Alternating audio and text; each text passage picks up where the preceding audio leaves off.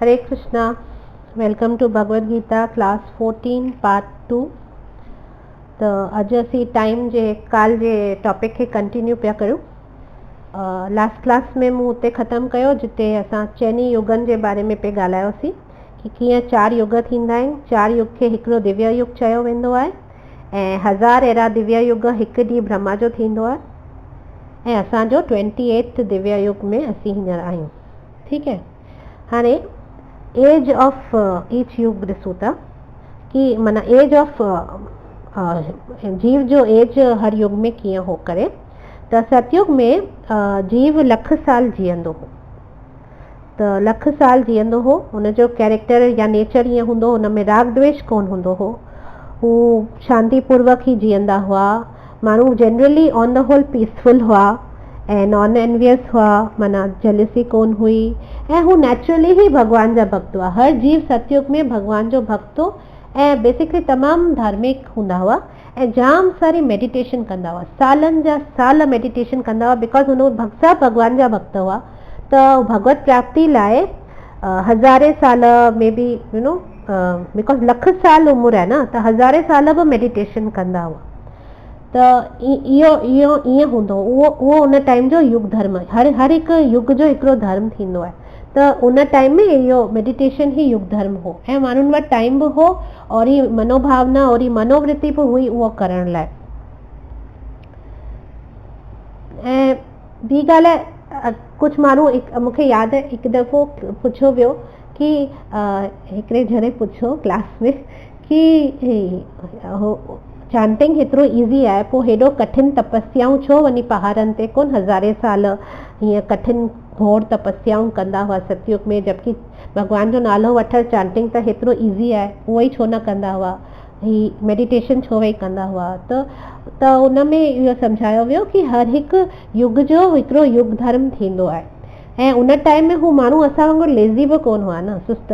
असांखे नाम कलयुग वारनि खे नाम इन करे मिलियो आहे बिकॉज उहो ई सभिनी खां ईज़ी मेथड आहे भगवत प्राप्ति जो। उन टाइम में पर हुननि वटि उहा कैपेबिलिटी बि हुई, उन्हनि में उहा क्षमता हुई, उन्हनि वटि ओतिरो टाइम हो ऐं उन्हनि खे शॉर्टकट्स बि कोन खपंदा हुआ। हू अहिड़ा ओड़ा जीव हुआ सतयुग में। त इन करे हुननि जो युग धर्म जेको हो मेडिटेशन जो मिलियल हो। तंहिंखां पोइ आयो त्रेता युग। त त्रेता युग में इंसान जी उमिरि थी वई 10,000 साल, माना 10,000 साल ताईं मैक्सिमम जीव जीअंदो हो। उन टाइम में बि काफ़ी रिलीजियस ही हुआ, धार्मिक ही हुआ माण्हू ऐं हू शास्त्रनि खे ॾाढो फॉलो कंदा हुआ प्रॉपरली। माना जीअं सतयुग में टोटली मेडिटेशन में घणो फोकस हो न, त त्रेता युग में वेदास खे फॉलो करण जो ॾाढो हो ऐं हू यज्ञ ॾाढा वॾा वॾा कंदा हुआ। माना एतिरी वॾी स्केल जा यज्ञ थींदा हुआ जो सॼो देश ही उन यज्ञ में इन्वॉल्व थी वेंदो। जीअं राजसूय यज्ञ, अश्वमेध यज्ञ, पर तमामु हाई लेवल जा वॾी स्केल जा यज्ञ कया हुआ। जनरली राजा ई कराईंदा हुआ ऐं सभिनी खे इन्वॉल्व कंदा हुआ उन यज्ञ में। त एतिरा वॾा यज्ञ वॉज द प्रोसेस। माना त्रेता युग जो जेको युग धर्म हो कि यज्ञ करो ऐं भगवत प्राप्ति करो। सतयुग जो हो मेडिटेशन करो, भगवत प्राप्ति करो। त्रेता युग जो हो यज्ञ करो ऐं भगवत प्राप्ति करो। तंहिंखां पोइ आयो द्वापर युग। द्वापर युग में जीव जी उमिरि मैक्सिमम हुई 1000 साल। तो 1000 साल ताईं जीव जी सघंदो। त हाणे उन टाइम में द्वापर युग में ही वॾनि मंदिरनि जी युग धर्म हो कि माना एतिरा वॾा तव्हां त ॾिठा आहिनि न, जेके असांजा प्राचीन मंदिर आहिनि, हेतिरा वॾा केतिरा ह्यूज मंदिर आहिनि ऐं केतिरा साइंटिफिकली ठहियल आहिनि न। हर हिकु मंदिर जी का न का, पुराने मंदिर जी का न का स्पेशलिटी हूंदी आहे। जॾहिं तव्हां यात्राउनि ते वेंदा, वॾा इहे मंदिर ॾिसंदा त तव्हांखे ख़बर पवंदी कि केतिरा साइंटिफिकली ठहियल इहे मंदिर हुआ। ऐं माना हू मंदिर जे इर्द गिर्द ही सॼो सोसाइटी हलंदी हुई। माना मंदिर सां कनेक्टेड एक्टिविटीज़ में ही सॼी सोसाइटी, सॼो शहर, सॼो देश हलंदो हो। त बेसिकली द्वापर युग जो युग धर्म हो वॾा मंदिर। जीअं तव्हां ॾिसंदा न, जीअं तिरुपति कीअं आहे, अॼु तिरुपति मंदिर आहे त तव्हां ॾिसो तिरुपति में जेको बि आसे पासे में जेको बि आहिनि माण्हू आहिनि, सभु डायरेक्टली या इनडायरेक्टली मंदिर सां कनेक्टेड एक्टिविटी में ही हूंदा। के डायरेक्टली मंदिर सां एसोसिएटेड हूंदा, उते जी सेवाउनि में, उते जी सर्विसिस में। ॿिया वरी जेके कमाई जा रस्ता ॿियनि जा जेके शहर में हूंदा, उहो बि मंदिर सां ही रिलेटेड का न का एक्टिविटी ही हूंदी। त ईअं टेम्पल टाउन्स हूंदा हुआ उन टाइम में, वॾा टेम्पल्स ठहंदा हुआ ऐं सॼो जेको प्रांत हूंदो हो उहो टेम्पल्स सां एसोसिएटेड, माना टेम्पल जी सेवा कंदो ऐं प्लस हू पंहिंजो बि कमाईंदो, पर हू बिकॉज हू जेको बि कमु करे पियो उहो टेम्पल सां कनेक्टेड आहे, त हुनखे भगवत प्राप्ति थींदी हुई, बिकॉज हू भॻवान जी इनडायरेक्टली त सेवा करे पियो। त ईअं करे जीअं अॼु जगन्नाथपुरी आहे, त हुते जगन्नाथ जो हेतिरो वॾो टेम्पल आहे न जगन्नाथपुरी में, उड़ीसा में, त हेतिरो वॾो टेम्पल आहे, त तव्हां ॾिसंदा न सॼो शहर ई डायरेक्टली या इनडायरेक्टली टेम्पल जी एक्टिविटीज़ में ई इन्वॉल्व आहे कंहिं न कंहिं तरीक़े सां। माना हुननि जो सोर्स ऑफ इनकम बि ओड़ो ई आहे कि हू टेम्पल सां कनेक्टेड ई को न को कमु कनि पिया, त माना भॻवान सां जुड़ियल ई आहे। त द्वापर युग में इहो टेम्पल्स जो युग धर्म हूंदो हो। ऐं बचो हाणे कलयुग में उमिरि मिली इंसान खे 100 साल मैक्सिमम, माना 100 साल जे आसपास। त 100 साल जे आसपास। ऐं ॿियो त मूं तव्हांखे पहिरीं ॿुधायो ई आहे न कलयुग जा सिम्टम्स हुते, प्राय न अल्प आयु मंद सुमंद मतयो, मूं त तव्हांखे इहो श्लोक ॿुधायो हो कि कीअं अल्प बुद्धि थींदी आहे, ज्ञान जी कमी थींदी आहे, सभु कुझु क्षीण थींदो वेंदो आहे, आयु नंढी थींदी वेंदी आहे, 100 बि माण्हू पहुची कोन सघंदा आहिनि, रोगी बीमारियूं रोग, सरकार लूटण वारी थींदी आहे, ऐं माना टेंशन में हूंदा आहिनि माण्हू, ऐं नंढी उमिरि में ई वार अछा थी वेंदा आहिनि, ऐं ओल्ड एज जा सिम्टम्स बि जल्दी ई अची वेंदा आहिनि। त इहो सॼो कलयुग जा क्वालिटीज़ आहिनि। क्वालिटीज़ माना इहे माना छा गुण आहिनि कलयुग जा। पर काले निधर राजन मूंखे श्लोक यादि कोन पियो अचे, एनीवे त कलयुग जो हिकिड़ो ख़ाली पॉज़िटिव पॉइंट आहे, कलयुग जो हिकिड़ो इहो पॉज़िटिव पॉइंट आहे, इन करे हुन पॉज़िटिव पॉइंट जे करे हेतिरा सभु अवगुण हुजण जे बावजूद बि कलयुग खे गोल्डन एज चवंदा आहिनि। छोकी लाइ हुन में हिकिड़ो बेनिफिट आहे, हिन में कलयुग में इहो आहे कि नाम कीर्तन हरिनाम कीर्तन सां ई कलयुग खे माण्हू आसानी सां पार करे सघे थो ऐं भगवत प्राप्ति करे सघे थो। ईज़ी में ईज़ी रस्तो कलयुग, बिकॉज कलयुग में हेॾा अवगुण आहिनि, कलयुग जे जीवन में मतिलबु हेतिरा अवगुण आहिनि, त इन करे हू भगवान जी प्राप्ति कीअं कंदो, इट्स नॉट पॉसिबल न, हुन लाइ ॾाढो ॾुखियो आहे भगवत प्राप्ति करणु। त इन करे हरिनाम कीर्तन जेको आहे, नाम जो जेको प्रोसेस आहे, नाम ही युग धर्म कलयुग जो धर्म आहे। गोलोकेर प्रेम धन हरिनाम संकीर्तन, त ही हरिनाम बिकॉज छा आहे न, हाणे तव्हांखे मां ॿुधाईंदसि हिते टाइम कीअं कनेक्टेड आहे। त ही हरिनाम जेको आहे इहो आयो आहे स्पिरिचुअल वर्ल्ड मां, गोलोक मां आयो आहे। त बिकॉज गोलोक इटर्नल आहे, बिकॉज भॻवान त साफ़ चयो न, मूं में ऐं मुंहिंजे नाले में को फ़र्क़ु कोन्हे। मां अगरि मुंहिंजो नालो तव्हां वठो था त मां ई आहियां, उहो सम्झो मां ई आहियां, उहो भॻवान क्लियरली चयो आहे। त जॾहिं नाले, तॾहिं त कलयुग में हर को नामदान ॾींदो आहे। छो नामदान ॾींदो आहे? बिकॉज भॻवान में, कलयुग में भॻवान पंहिंजियूं सभु शक्तियूं पंहिंजे नाले में विझी छॾियूं। कलयुग हिकिड़ो अहिड़ो युग आहे जंहिंमें भॻवान जी जेका बि शक्ति हुजे, सभु कुझु हुनजो सभु कुझु हुन पंहिंजे नाले में कोन हिकिड़ी, अॻे हू होम्योपैथिक दवा में हिकिड़ी नंढड़ी पुरी ठाहे ॾींदा हुआ, और पुरी में लॻंदो छा खंड जो पाउडर ई आहे, पर हू डोज़ वठण सां ई माण्हू ठीकु थी वेंदो आहे, त हू पुरी में ई सॼो हूंदो। तीअं ई भॻवान पंहिंजो सभु कुझु पंहिंजे नाले में ई विधो आहे कलयुग में। इन करे कलयुग में नाम जो हेतिरो महत्व आहे। त हाणे ही नाम किथां आयो? ही नाम आयो आहे गोलोक मां। त नाम अगरि गोलोक मां आयो आहे त गोलोक में टाइम जो त कोई इफेक्ट कोन्हे, उहो इटर्नल आहे। छा चइबो आहे इटर्नल खे? शाश्वत, छा कुझु में ईअं चइबो आहे, माना हमेशह हिकिड़ो स्टेबल आहे, माना हुन में न पास्ट आहे न फ्यूचर आहे, सभु प्रेज़ेंट ई प्रेज़ेंट आहे, हमेशह स्टेबल आहे। त उहो नाम हुतां आयो आहे। त बिकॉज नाम हुतां आयो आहे, त जॾहिं जीव नाम वठे थो या सिमरन करे थो, त उहो टाइम में उन जीव जे मथां काल जो को इफेक्ट कोन थो थिए, बिकॉज हू नाम सां एसोसिएटेड आहे। इन करे काल हुन जे मथां को इफेक्ट नथो करे सघे। इहो पावर आहे नाम जो। जीअं तुकाराम महाराज कोन महाराष्ट्र में कीअं पंडलपुर में कीअं 18 ॾींहं वेंदा आहिनि न, पेरनि उघारा राम कृष्ण हरि जय जय राम कृष्ण हरि चई करे 18 ॾींहं जेके महाराष्ट्र में आहिनि उन्हनि खे ख़बर हूंदी। तुकाराम महाराज जो सॼो वेंदा आहिनि न पंडलपुर, सभु पेरनि उघारा कीअं, माना पर उहो एतिरा ख़ुशि हूंदा आहिनि भॻवान जो नालो वठी वठी, उन्हनि खे 18 ॾींहं ईअं वेंदा आहिनि, उन्हनि खे ख़बर बि कोन पवंदी आहे, बिकॉज हू भॻवान जो नालो वठी वठी करे पिया वञनि, त 18 ॾींहं उन्हनि खे 18 पल लॻंदा आहिनि। त इहो इफेक्ट आहे कलयुग में नाम वठण जो, इहो इफेक्ट आहे, ताकि टाइम जो काल जो बिल्कुलु प्रभाव तव्हांजे मथां कोन पवंदो अगरि तव्हां भॻवान जो नालो वठो था। इन करे जेको नाम वठण ई रस्तो हिकिड़ो आहे जेको असांखे काल जे प्रभाव मां बचाए सघे थो, बिकॉज इहो नाम आयो आहे गोलोक मां। त ऐं जनरली बि प्रैक्टिकली बि ॾिसो न त यज्ञ असां लाइ पॉसिबल कोन्हनि, बिकॉज यज्ञ में सभु कुझु प्योर खपंदो आहे, एब्सोल्युटली प्योर। त घी अॼुकल्ह मेन जेको यज्ञ में घी पए थो उहो ई अॼुकल्ह मिलावट वारो पियो मिले, ऐं जेको प्योर वञी करे माण्हू के वेला ई हूंदा केरु वञी करे प्योर गांइ जो ख़ासि वञी करे ॾिसी करे घी कढाराए करे ऐं पोइ अची यज्ञ में विझनि, उहो त न कंहिं वटि टाइम आहे न कंहिं वटि एतिरो पैसो आहे जो हू यज्ञ जे मथां एतिरो ख़र्चु कंदा। के ऐं जेके जिन वटि आहे बि तॾहिं बि हू एतिरो टीडियस प्रोसेस त कोन रस्तो खणंदा की, बिकॉज यज्ञ में हर शइ प्योर खपंदी आहे। जेसि ताईं हर शइ प्योर कोन्हे तव्हांजो यज्ञ सफलो नथो थी सघे।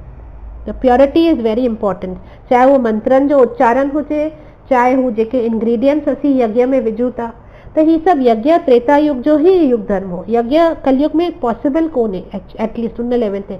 हा थोरो घणो कोशिशि माण्हू कंदा आहिनि, या इहे सभु थींदा आहिनि ब्राह्मण या जेके आहिनि सभु ओम ग्रीम जेको बि इदम नमः उहे सभु कंदा आहिनि, पर उन प्योरिटी ते कोन थींदो जेको त्रेता युग में थींदो हो। इन करे कठिन रस्तो आहे तमामु। ऐं ॿियो वरी ही भव्य भव्य मंदिर त प्रैक्टिकली पॉसिबल कोन्हनि हींअर मॉडर्न टाइम्स में कलयुग में। त माण्हुनि खे माना न एतिरो टाइम आहे न एतिरो पैसो आहे जो अहिड़ा भव्य अहिड़ा साइंटिफिक न ओड़ा अॼुकल्ह एतिरा इंटेलिजेंट हू माण्हू बि आहिनि जेके अहिड़ा भव्य मंदिर ठाहे सघनि जेके पुराने द्वापर युग में हूंदा हुआ। त ही सभु रस्ता हुअं बि प्रैक्टिकली कलयुग लाइ पॉसिबल कोन्हनि। टाइम उमिरि नंढी आहे, टाइम कोन्हे, त भॻवानु इन करे ॾिनो आहे ही पूरी वठो, ही नालो वठो ऐं पार थी वञो। सो हाणे असीं अचूं वरी टाइम जी टेक्निकलिटी ते। त हाणे असांखे ख़बर आहे कि देवताउनि जो असांजो हिकु साल, देवताउनि जो हिकु ॾींहुं। नाउ देवताउनि जी उमिरि थींदी आहे 100 साल, हुननि खे 100 साल मिलियल आहे उमिरि। ओके, जीअं असांखे तीअं हुननि खे 100 साल मिलियल आहे, पर असांजा 100 साल 100 साल आहिनि, हुननि जा 100 साल असांजा केतिरा साल थिया? असांजा 36,000 साल थिया। 36,000 साल असांजो सम्झो देवताउनि जो 100 साल थिया, बिकॉज असांजो हिकु साल हुननि जो 360 साल थींदा आहिनि। त ईअं कैलकुलेशन थींदी आहे। त हुननि जा जॾहिं 100 साल पूरा थींदा आहिनि देवताउनि जा, मूं चयो न देवताउनि जी पोज़ीशन आहिनि, मूं जॾहिं तव्हांखे ॿुधायो हो ईश्वर तत्व में, त उहो जीअं ई हुननि जा 100 साल पूरा थींदा आहिनि हुननि जो उहो पोज़ीशन हुननि खे ख़ाली करणी पवंदी आहे। ऐं ॿियो वरी जेके स्वर्ग में बि हूंदा आहिनि उन्हनि जो टाइम जीअं ई पुण्य ख़तमु थींदा आहिनि उन्हनि खे वापसि मृत्युलोक ते माना पृथ्वी लोक ते या मृत्युलोक में वापसि अचिणो पवंदो आहे। या जेके हुतां खां ई अगरि भगवत प्राप्ति लाइ कुझु कनि था त हुतां खां अॻियां वधी वेंदा आहिनि।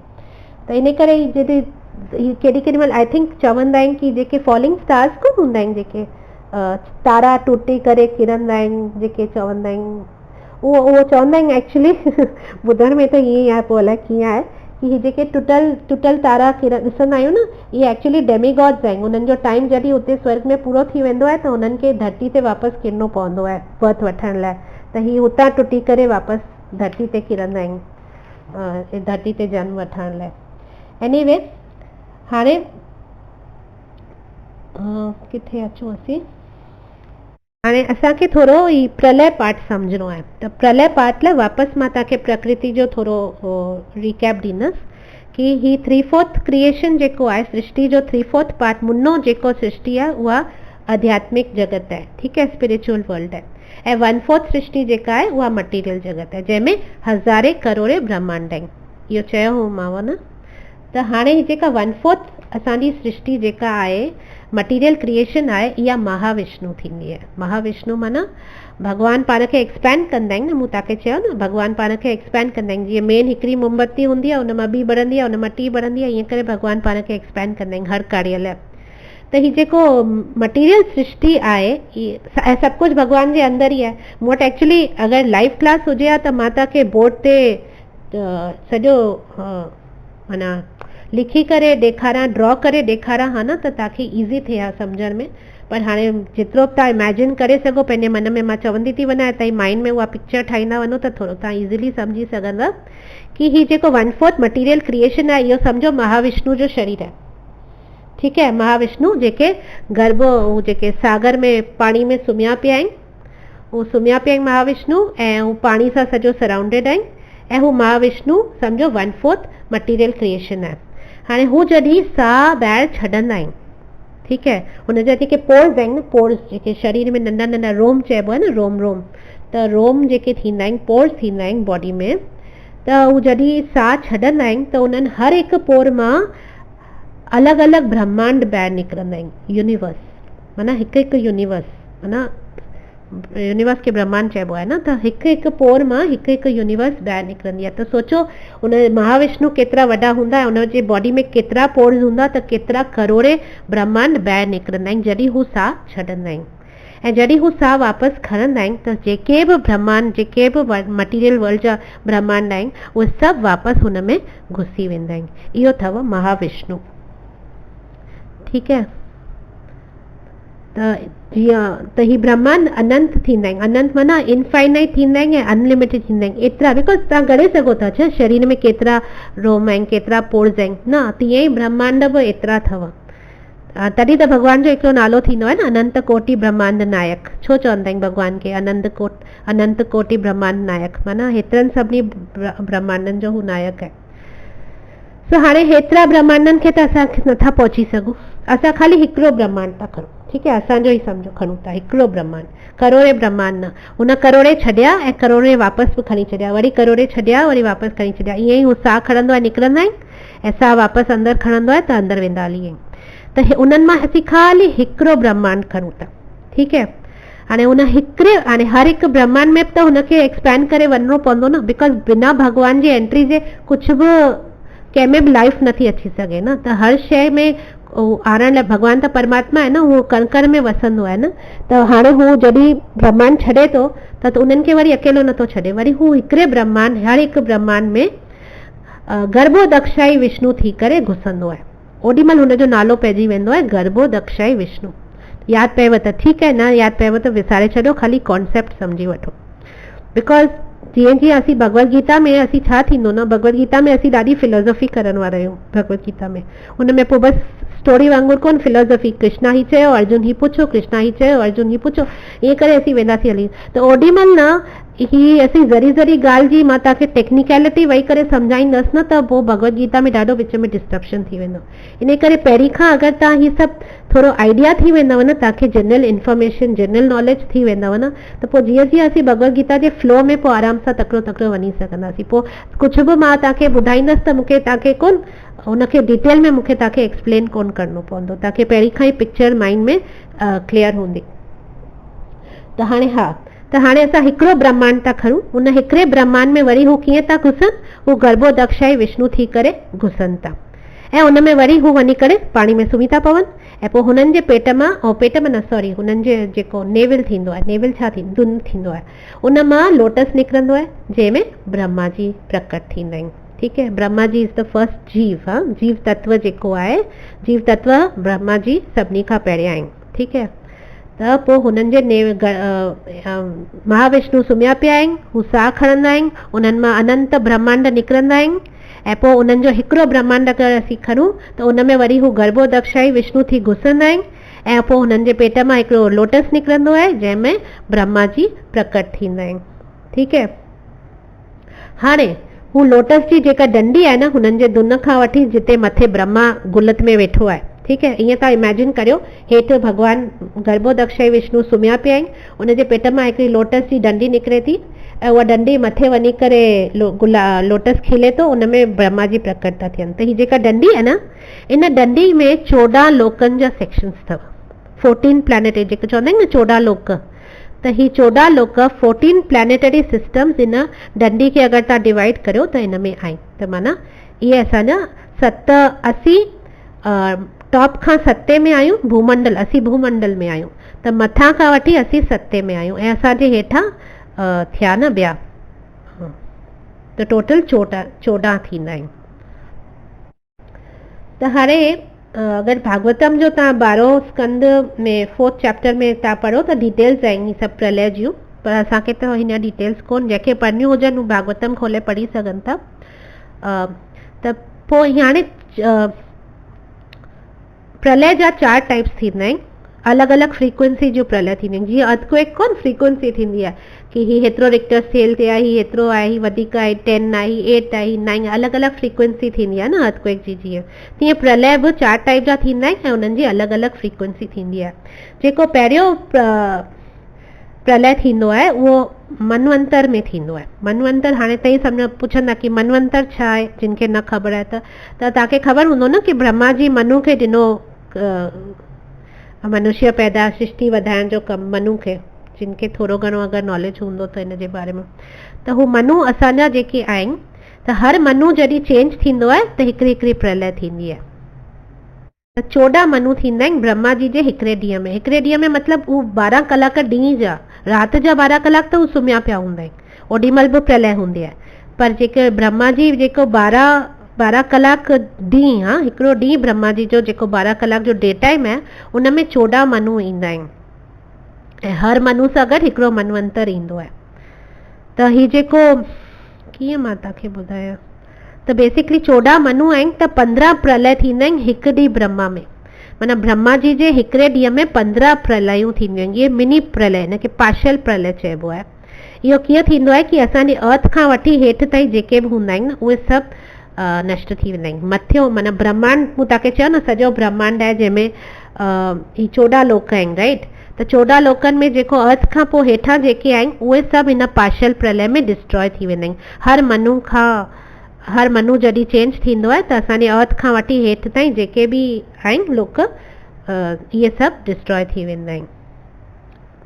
इन टाइम कैलकुलेशन जे हिसाब सां असीं ॾिसूं त असां फर्स्ट कल्प ऑफ द 28th दिव्य युग में आहियूं। मतिलबु व्यवस्थित मनु चइबो आहे उनखे, उन जे युग में असां माना कैलकुलेशन जे हिसाब सां ब्रह्मा जी हींअर 50 साल जा आहिनि। असांजा ब्रह्मा जी जेके असांजे युग, असांजे दिव्य युग जा ब्रह्मा जी आहिनि उहे हींअर एट प्रेज़ेंट 50 साल जा आहिनि। असीं हिते आहियूं। त हाणे त मूं तव्हांखे जीअं चयो असीं 28 दिव्य युग में आहियूं। माना असांजे प्रलय खे अञा घणे साल थिया पिया आहिनि, जाम साल पिया आहिनि। ही जेको सॼो ॾींहुं कोन यूट्यूब में ईंदा आहिनि या जनरली ईंदा आहिनि मायन कैलेंडर या 2012 मूवीज़ ठाहींदा आहिनि, एंड ऑफ द वर्ल्ड ठाहींदा आहिनि, ऐं ही सभु डूम्सडे ही सभु जेको प्रेज़ेंट कंदा आहिनि इंग्लिश मूवीज़ कि अर्थ जो एंड नियर आहे। एतिरो सभु कुझु सोचण जी ज़रूरत ई कोन्हे, छो की असांजे प्रलय खे अञा करोड़े साल पिया आहिनि, अञा जाम टाइम आहे। सो एनीवे प्रलय ईअं थींदी आहे कि 36,000 साल पाणी में हूंदो, बाहि में हूंदो आहे, तंहिंखां पोइ 36,000 साल ब्रह्मांड पाणी में हूंदो आहे। इहो कयो वेंदो आहे प्रलय खे आणण लाइ। माना प्रलय बि को हिकिड़े मिंट में कोन जो शिवजी तांडव कयो ऐं सॼो प्रलय थी वई, ईअं कोन थींदो आहे। प्रलय खे बि 36,000 पहिरीं साल बाहि लॻाई वई हूंदी आहे, तॾहिं सृष्टि खे ख़तमु करण लाइ बि हेतिरी वॾी जो सृष्टि आहे त उन माना जेको ब्रह्मांड आहे त उनखे ख़तमु करण लाइ बि त टाइम खपे न। त 36,000 साल बाहि लॻाई वेंदी आहे, तंहिंखां पोइ 36,000 साल सॼो पाणी में डुबोयो वेंदो आहे, तॾहिं वञी प्रलय कंप्लीट थींदी आहे। सो ही सॼो विनाश कयो वेंदो आहे। ऐं जॾहिं ही प्रलय थींदी आहे या पार्शियल प्रलय, त जेके बि जीव आहिनि, जीव माना जेके सृष्टि में जीव आहिनि उन्हनि खे गर्भोदक्षाई विष्णु ब्रह्मा जी छा कंदो आहे, उन्हनि खे गर्भोदक्षाई विष्णु में मोकिले छॾंदो आहे। सो बेसिकली ईअं कोन्हे कि प्रलय थींदी त आत्माऊं सभु नष्ट थी वेंदियूं, न। आत्मा त इटर्नल आहे, जीअं चयव न भॻवान जी इटर्नल आहे, तीअं आत्मा बि इटर्नल आहे। त प्रलय त ही मटीरियल वर्ल्ड जो थींदो, जेको सृष्टि आहे, मटीरियल प्रकृति आहे, इन जो थींदो, ऐं प्लैनेट्स जो थींदो। पर जेके आत्माऊं आहिनि, जीव आहिनि, उहे वापसि गर्भोदक्षाई विष्णु में उन्हनि खे शरण मिलंदी, हू उन में फ़िलहाल लाइ घिरी वेंदा। त ॿी प्रलय जेका ईंदी आहे उहा ब्रह्मा जी जे राति जे टाइम ते ईंदी आहे, जेॾीमहिल ब्रह्मा जी सुम्हंदा आहिनि न 12 कलाक, ओॾीमहिल ॿी प्रलय थींदी आहे, ठीकु आहे। ऐं उहो उन टाइम ते वरी ब्रह्मा खां पोइ जेके प्लैनेट्स आहिनि न, उहे सभु माना प्लैनेटरी सिस्टम्स आहिनि, उहे सभु डिस्ट्रॉय थींदा आहिनि। माना मूं चयो न 14 लोक आहिनि, त हाईएस्ट ब्रह्मा जो आहे, असीं अर्थ विच में आहियूं, त फर्स्ट प्रलय में अर्थ खां पोइ हेठि जेके आहिनि उहे डिस्ट्रॉय थींदा आहिनि। सेकेंड प्रलय में ब्रह्मा जी जे हेठां खां जेके आहिनि ब्रह्मा जी जे ब्रह्मलोक खे छॾे करे बाक़ी सभु जेके आहिनि उहे सभु डिस्ट्रॉय थींदा आहिनि। ऐं टी प्रलय थींदी आहे जॾहिं महाविष्णु जेके गर्भोदक्षय विष्णु न जेके महाविष्णु वापसि साह खणंदा आहिनि, चयमि न साह छॾंदा आहिनि ऐं साह खणंदा आहिनि, त जेका थर्ड प्रलय फाइनल थींदी आहे उहो खंड काल उनखे चइबो आहे। उहो वापसि सभु कुझु हुन में घुसी वेंदो आहे अंदरि वापसि। त इहो थींदो आहे ऐं इन जी टाइम कैलकुलेशन विथ डिटेल केतिरा ट्रिलियन बिलियन उहा थींदी आहे ब्रह्मा जी जो मां तव्हांखे ॿुधाईंदसि त तव्हांखे सम्झ में कोन ईंदो, न को मूंखे बि एतिरो सम्झ में थो अचे, पर मिड़ई ट्रिलियन बिलियन्स ऑफ इयर्स माना करोड़े अरबे खां मथे ट्रिलियन बिलियन ऑफ इयर्स में ही सॼो इहो साइकिल पई हलंदी आहे। त ऐं इन जी पर to the point calculation full mathematical calculation शास्त्रनि में ॾिनल आहे। जंहिंखे इंट्रस्ट हुजे उहो वञी करे कैलकुलेट करे ॾिसी सघे थो, उनखे एग्जैक्टली ख़बर पवंदी कि कहिड़ी कहिड़ी प्रलय कॾहिं कॾहिं थी हुई ऐं नेक्स्ट कॾहिं थियणी आहे, हू आराम सां कैलकुलेट बि करे सघे थो। असांजे शास्त्रनि में एतिरी डिटेल्स में सॼियूं कैलकुलेशन्स ॾिनल आहिनि। त हर कंहिंजो लाइव टाइम ॾिनल आहे उमिरि जो ऐं पोइ प्रलय बि निश्चित आहे। त जीअं असांखे 100 साल मिलियल आहिनि तीअं ब्रह्मा जी खे बि 100 साल मिलियल आहिनि, पर असांजे 100 साल में हुनजे 100 साल में फ़र्क़ु आहे। पर एक्चुअली हुनजे टाइम ज़ोन हुनजे लोकेशन जे हिसाब सां हुनजे सर्कमस्टेंस जे हिसाब सां हुनखे उहे 100 साल ई लॻंदा, असांखे जेके ही 100 साल पिया लॻनि। तीअं ई हिकिड़ो कीड़ो जेको सम्झो था जेको कीड़ो अॼु बारिश में कीअं हू बत्ती ते हेतिरा सारा फ्लाइज़ ईंदा आहिनि, उन्हनि जी उमिरि केतिरी हूंदी आहे, आई थिंक कुझु कलाक ई हूंदी आहे, बसि हू बत्ती ते ॼमंदा आहिनि ऐं अट्रैक्ट थींदा आहिनि ऐं पोइ बसि राति जो माना कलाक ॿ कलाक में ई मरी वेंदा आहिनि। त उन्हनि लाइ उहो जीवन बि 100 साल आहे। त हर कंहिंजी रिलेटिविटी अलॻि आहे टाइम जी, बाक़ी टाइम सभिनी खे ओतिरो ई मिलियल आहे। हू कीड़े जे हिसाब सां हू जीवड़े जे हिसाब सां उन इंसेक्ट खे हुनजी उमिरि 100 साल ई आहे ऐं असांजी उमिरि 100 साल आहे, ब्रह्मा जी उमिरि बि 100 साल आहे, देवताउनि जी उमिरि बि 100 साल आहे, पर हर कंहिंजो रिलेटिविटी अलॻि आहे। ऐं फोर्थ टाइप ऑफ प्रलय छा आहे? फोर्थ टाइप ऑफ प्रलय त सिंपल आहे, मुक्ति आहे, जीव जी मुक्ति आहे। प्रलय छो था चऊं हिनखे? छोकी लाइ हिकु दफ़ो मुक्ति थी वई त हुन लाइ वरी सभु नाश थी वियो न, जेको बि आहे। जॾहिं हुनजो सभु इच्छाऊं तमन्नाऊं नाश थी वेंदियूं आहिनि त को कैलकुलेशन जो महत्व ई कोन रहंदो आहे, सभु महाकाल थी वेंदो आहे। त उनखे चइबो आहे मुक्ति, जीव जी मुक्ति उहो थींदो आहे, बिकॉज ओॾी महिल सभु ख़तमु थी वेंदो आहे। त इन करे असीं खंड काल में ईंदा आहियूं, छोकी लाइ असांखे डिज़ायर्स आहिनि ऐं असांखे बिकॉज इच्छा आहिनि त असांखे भोग करिणो आहे, असांखे भोग करिणो आहे। त इन करे काल असांजे मथां इफेक्ट करे थो। जॾहिं असांखे इफेक्ट कोन हूंदो त काल बि कोन हूंदो। ही सॼो हुनजो ई खेल आहे, क्रिएशन मेंटेनेंस डिस्ट्रक्शन। असीं इहा साइकिल ॾिसूं था न कि आत्मा आई आहे, हू ॼमी आहे, हू जिए थी, हू मरे थी। त असीं इनखे टाइम स्केल में ॾिसूं था कि जाई आहे, जिए थी ऐं मरे थी, वरी स्टडी थी वञे, वरी ॿियो जन्म मिले थो, वरी जाई आहे, वरी जिए थी, वरी मरे थी। त असीं हिनखे काल जे रूप में ॾिसूं था, बिकॉज असीं वरी वरी हिन संसार में वापसि अचूं था ऐं इन करे काल जो असांजे मथां प्रभाव पड़े थो। पर हिकु दफ़ो असीं स्पिरिचुअल वर्ल्ड में या आध्यात्मिक वर्ल्ड में थी वेंदासीं त उहो ज़ीरो लेवल आहे, उते काल जो प्रभाव हिकदमि ज़ीरो लेवल आहे। त हू बिकॉज उते असांजूं इच्छाऊं ख़तमु थी, मुक्ति कॾहिं थींदी आहे? जॾहिं असांजी इच्छा पंहिंजे लाइ ख़तमु थी वेंदी आहे, तॾहिं असांखे मुक्ति मिलंदी आहे। त हू जेको इफेक्ट आहे न मुक्ति मिलण खां पोइ काल जो इफेक्ट ज़ीरो थी वेंदो आहे। त चवंदा आहिनि बेसिक रूट भगवत गीता जीअं तव्हां सम्झंदा न कि हर ॻाल्हि जो असांजे मथां जेके बि इफेक्ट्स थियनि था, हर ॻाल्हि जो मूल कारण असांजूं इच्छाऊं ई आहिनि।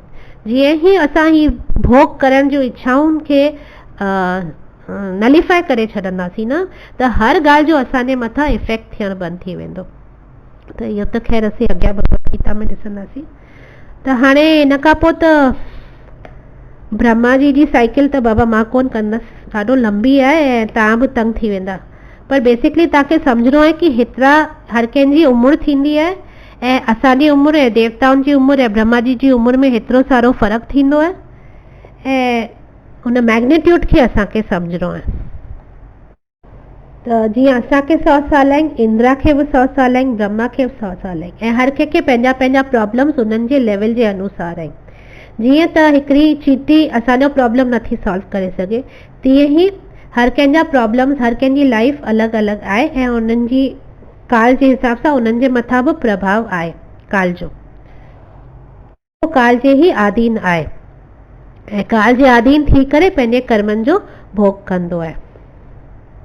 माना जीव इच्छा कंदो आहे त परमात्मा उनखे सैंक्शन कंदा आहिनि ऐं अगरि सैंक्शन ईअं थींदो आहे जॾहिं कर्म ऐं काल असांजे अनुरूप आहे त काल ऐं कर्म जे हिसाब सां असांखे उहा शइ जी प्राप्ति थींदी आहे। त काल ऐं कर्म तमामु इम्पोर्टेंट आहिनि असांखे कुझु बि मिलण लाइ। इहो असीं अॻियां कर्म में ॾिसंदासीं। त छा थींदो कि असांजे कर्मनि में अगरि ओतिरो स्टॉक आहे त काल सही जॾहिं थींदो उन टाइम ते असांखे उहा शइ मिलंदी। माना ईअं आहे कि असां ख़ाली डिज़ायर कंदा आहियूं, असीं ॿियो कुझु कोन कंदा आहियूं। बिकॉज असांखे लॻंदो आहे मां कयो, ईअं कोन थींदो आहे, या मूं हासिलु कयो या मूंखे ई मिलियो, ईअं कोन थींदो आहे। असां डिज़ायर कयो, भॻवानु उनखे सैंक्शन कयो, पर सैंक्शन कीअं थींदो आहे? अगरि असांजे कर्मनि में उहो स्टॉक आहे, असांखे उहा शइ मिलणी आहे त उहा मिलंदी, पर उहो बि टाइम जे जॾहिं उहो सही टाइम ईंदो तॾहिं असांखे उहो मिलंदी। ऐं कीअं मिलंदी? उहा प्रकृति अरेंज कंदी। त प्रकृति भॻवानु जीअं ई असीं इच्छा कंदा आहियूं, भॻवानु सैंक्शन कंदा आहिनि, प्रकृति असांजो काल ऐं कर्म ॾिसी करे उन टाइम ते असांखे उहो अरेंज करे ॾींदी आहे। पर जीव खे लॻंदो आहे कि मूं कयो। एतिरो तकिड़ो थी वेंदो आहे, काल जो चक्र अहिड़ो आहे जो ही सभु एतिरो तकिड़ो थी वेंदो आहे असांजी इच्छा करणु ऐं प्रकृति जो उनजो अरेंजमेंट करणु, जो असांखे लॻंदो आहे कि मूं ई कयो, सभु कुझु मां ई त करां पियो। त इन करे चवंदा आहिनि जेको काल खे सम्झी वठंदो न उहो कॾहिं डिॼंदो कोन। बिकॉज काल चक्र में त हर को फाथल आहे। त उन ऐं घणेई श्लोक आहिनि शास्त्रनि में, घणेई वर्सिस आहिनि, प्लस भगवत गीता में अॻियां हली तव्हां ॾिसंदा कि भॻवानु साफ़ चयो आहे जेको मुंहिंजी शरण में ईंदो या जेको भॻवान जी शरण खणंदो उनजे मथां काल जो को इफेक्ट कोन्हे, हू आराम सां काल चक्र मां ॿाहिरि अची थो सघे। माना असां हींअर ई एज़ ऑफ नाउ बि असीं काल चक्र मां ॿाहिरि निकिरी सघूं था अगरि असां भॻवान जी शरण खई त। उहो असीं अॻियां हली सम्झंदासीं। छोकी लाइ ही जेको अव्यक्त प्रकृति आहे न, उते टाइम इफेक्ट जीअं चयोमांव न ज़ीरो आहे। असां जबकि हिते जेको असीं आहियूं असीं त टाइम सां सॼो टाइम स्ट्रगल पिया करूं न। केरु आहे जेको टाइम सां स्ट्रगल कोन पियो करे? हर को ॼणो टाइम सां ई स्ट्रगल पियो करे कि असां हिन टाइम ते ही हासिल करे वठूं, या ही हमेशह असीं इहो ई चवंदा आहियूं असां वटि टाइम कोन्हे, टाइम कोन्हे, टाइम कोन्हे, because we are running against time न। असीं टाइम सां ही स्ट्रगल पिया करूं सॼो वक़्तु। पर जीअं जीअं असीं कॉन्शियसनेस खे पंहिंजे खे अपर लेवल में वठी वेंदासीं, अपर लेवल माना ही त तव्हांखे साइंस में प्रूव्ड आहे, आइंस्टीन तक इहो प्रूव कयो हो कि जीअं जीअं तव्हां मथे वेंदा न, मथे जीअं जीअं मथे राइज़ कंदा न, तीअं तीअं टाइम जो इफेक्ट घटिजंदो वेंदो आहे। त तीअं ई मथे जो मतिलबु हिते असांजो इंटरनली बि आहे कि जीअं जीअं असां पंहिंजे कॉन्शियसनेस खे राइज़ हायर लेवल ते वठी वेंदासीं न, माना स्पिरिचुअल लेवल ते असां हिन बॉडीली लेवल तां हटी करे स्पिरिचुअल लेवल ते पंहिंजे कॉन्शियसनेस खे वठी वेंदासीं न, त असांजे मथां बि काल जो प्रभाव हिकदमि ज़ीरो थी वेंदो ऐं असांखे तमामु स्मूथ ऐं टेंशन फ्री लाइफ मिली सघे थी। त मॉरल ऑफ द स्टोरी इहो आहे कि एज़ ऑफ नाउ जेको असां हेसि ताईं जेको सम्झो आहे कि काल एतिरो वास्ट आहे जो असीं हुनखे बिल्कुलु सम्झी बि नथा सघूं। मूं त तव्हांखे सम्झो हिकिड़ो सुई जेतिरो बि कोन ॿुधायो आहे काल जे बारे में, जेका टेक्निकल इंफॉर्मेशन शास्त्रनि में आहे, माना सुई जी बि हिकु पार्ट मां कई, एतिरो डॉट जेतिरो ई मूं तव्हांखे ख़ाली ग्लांस ॾिनो आहे हिकिड़ो काल जे बारे में, टेक्निकल पार्ट जे बारे में, त केतिरो सभु कुझु वास्ट आहे। त ही काल जो जेतिरो वास्ट काल आहे ओतिरो वास्ट जो असांजे मथां प्रभाव आहे। त इन प्रभाव खे असांखे हटाइणो आहे, तॾहिं असांजी लाइफ स्मूथ थी सघे थी। छा थींदो आहे न, असांजो मन इच्छाउनि सां कठिन थी वेंदो आहे। जेतिरो असांखे मन में इच्छाऊं ओतिरो असीं जड़ थींदा वेंदा आहियूं। जड़ माना सम्झो था, जड़ जीअं प्रकृति खे जड़ चयो वेंदो आहे, जंहिंमें लाइफ कोन हूंदी आहे। त जेतिरो कठिन माना कठोर, त जेतिरो असांखे इच्छाऊं भौतिक इच्छाऊं हूंदियूं न, ओतिरो असांजो मन कठोर कठिन थींदो वेंदो आहे, जड़ थींदो वेंदो आहे। ऐं जेतिरो असीं ॿियनि खे ॾींदा आहियूं, पोइ भले कहिड़े तरीक़े सां, तन मन धन जेको बि, जेतिरो असां ॿियनि खे ॾींदासीं न ओतिरो असांजो मन हल्को थींदो वेंदो आहे। त ही फ़र्क़ु आहे, जेतिरो इच्छाऊं रखंदासीं ओतिरो असांजो मन कठिन थींदो वेंदो, ऐं जेतिरो असां ॾींदासीं न ओतिरो असांजो मन हल्को थींदो वेंदो। त mind is proportional to our desires, माना असांजी इच्छाउनि सां हुनखे छा चइबो सिंधी में, माइंड ईअं माना प्रोपोर्शनल आहे। त डिज़ायर अगरि ज़्यादा हूंदी त माइंड जटिल हूंदो ऐं पीस ख़तमु, पीस पोइ हूंदी कोन, बिकॉज ऑटोमेटिकली डिज़ायर्स हूंदियूं त मां तव्हांखे अॻियां हली या त इहो कर्म या हींअर ई थोरो ॿुधायांव थी कि ईअं आहे कि अगरि इच्छा पूरी थिए थी, कृष्णा बि इहो भगवत गीता में चवनि था कि अगरि तव्हां इच्छा रखी ऐं अगरि उहा इच्छा पूरी थिए थी त उहा लोभ में थी कन्वर्ट थिए, बिकॉज तव्हांजी इच्छा पूरी थी वई त हाणे तव्हांखे अञा खपे, ऐं अगरि नथी पूरी थिए त तव्हांखे गुस्सो ईंदो, क्रोध ईंदो, माना तव्हां दुखी रहंदा। त ॿिन्ही सिचुएशन्स में इच्छा रखणु नुक़सानकार आहे। पीस माना मेंटल पीस ख़तम थी वेंदी आहे इच्छाउनि सां।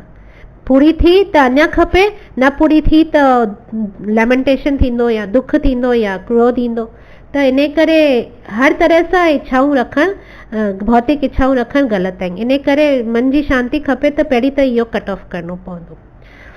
तॾहिं त तव्हां ॾिसंदा आहियो जेके साधू आहिनि या जेके सिंपल लाइफ गृहस्थ जीअंदा आहिनि उहे तमामु ख़ुशि हूंदा आहिनि, जबकि जिन वटि सभु कुझु हूंदो आहे तॾहिं बि मे बि एतिरो ख़ुशि कोन हूंदा आहिनि। त इहो सॼो रिलेटिविटी आहे सॼी। त हाणे हिते पॉइंट इहो सम्झणो आहे काल जे कनेक्शन में कि अगरि असीं कॉन्शियस आहियूं, कॉन्शियस माना असांखे रियलिटी ख़बर आहे कि असीं हिन संसार में छो आया आहियूं, असांजो कमु छा आहे, असांजो असली स्वरूप छा आहे। त अगरि उहा रियलिटी असांखे ख़बर आहे ऐं असीं उन कॉन्शियसनेस हायर कॉन्शियसनेस में जियूं था त टाइम उहो ई टाइम आहे जेको असीं एक्चुअली जियूं था, न त असांजो जीअण कोन्हे। पोइ असीं बसि जानवरनि वांगुरु खाऊं पिया, पीऊं पिया, सुम्हूं पिया, भोग पिया करूं, ऐं काल जो प्रभाव बि असांजे मथां फुल आहे, बिकॉज केॾी महिल ख़ुशि पिया थियूं, केॾी महिल दुखी पिया थियूं, केॾी महिल रोऊं पिया, केॾी महिल खिलूं पिया, केॾी महिल बेज़ार पिया थियूं, उहो सभु हले पियो। पर अगरि असां पाण खे कॉन्शियस असांजी एलिवेट करे छॾी, असां पाण खे कीअं, मां हिनखे सिंधी में सम्झां, मूंखे सम्झ में कोन थो अचे, एलिवेट करणु पंहिंजी कॉन्शियसनेस माना पंहिंजो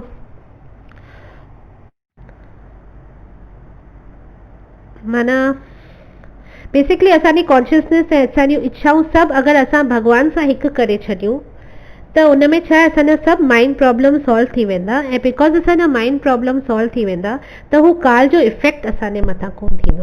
पोइ असांखे भले केतिरी बि उमिरि मिले, असां जेतिरी उमिरि जीअंदासीं उनखे जीअणु चइबो, न त उन बाक़ी अगरि असीं ईअं ई बसि जीऊं पिया ऐं भोगूं पिया, माना भोग माना भोग ॿ टाइप जो थियो न, हिकिड़ो त भोगणु थींदो आहे, हिकिड़ो त ॿियो भोगण बि थींदो आहे।